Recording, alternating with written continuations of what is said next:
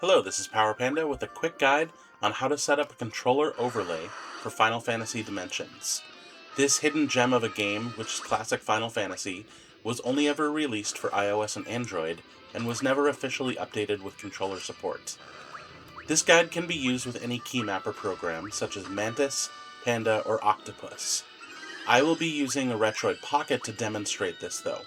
With a Retroid, not only can you run Android programs natively, but the keymapper is built into the operating system itself. So follow along with this guide, and enjoy this game just like I did. To start off, open up your menu and go to Config. Change the control from default to fix, which will place your D-pad in the same spot on the screen no matter what. Place your D-pad up, down, left, right arrows on the far edges of the on-screen D-pad, and then place the left analog stick in the middle.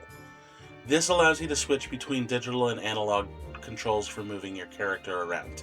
You may, however, want to use the left analog stick to control things in battle. In this guide, we'll be using the right analog stick to control battle menus, and we'll be placing that along with the A button in the bottom middle of the screen. The main purpose for this is that nothing happens in the bottom middle part of the screen, so placing buttons there doesn't interfere with anything else. You can see we've placed the X and Y buttons up at the top.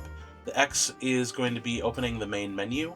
The Y is a context button used for saving at save points or getting on and off of vehicles. With the X button placement where it is, it will also allow us to switch between characters in battle and exit battle menus.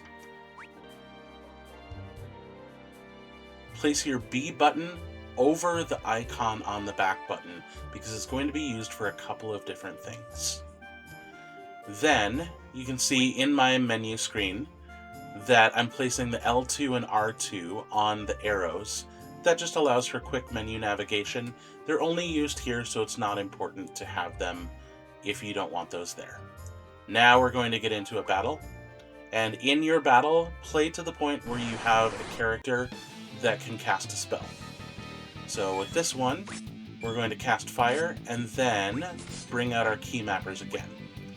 So the first thing is the buttons that allow you to switch between enemies and party.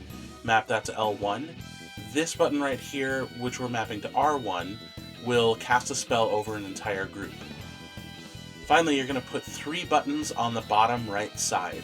Start, select, and I used the system back button for the third one. By placing these here, you will be able to use start to pause, select to auto battle, and whatever that third button is will allow you to escape. And because the menu is placed where it is, the B button will close the menu. That's why we put the B button over the icon. So using this control scheme, you should be able to control the game a lot better with a controller rather than touchscreen, and hopefully you will enjoy. Thanks!